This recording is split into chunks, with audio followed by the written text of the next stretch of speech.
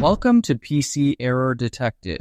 In this video, I will show you how to forward a Discord channel, meaning how to share a channel link with someone so they can open it directly. Follow the steps carefully and you will be able to share any channel easily. Step 1. Open Discord and go to the server that contains the channel you want to forward. Make sure you have permission to see that channel. Step 2. Right-click on the channel name in the left sidebar. This works for text channels and sometimes categories depending on permissions. Step 3. Click on Copy Link from the menu that appears. This copies the direct channel link to your clipboard, just like copying a website link. Step 4.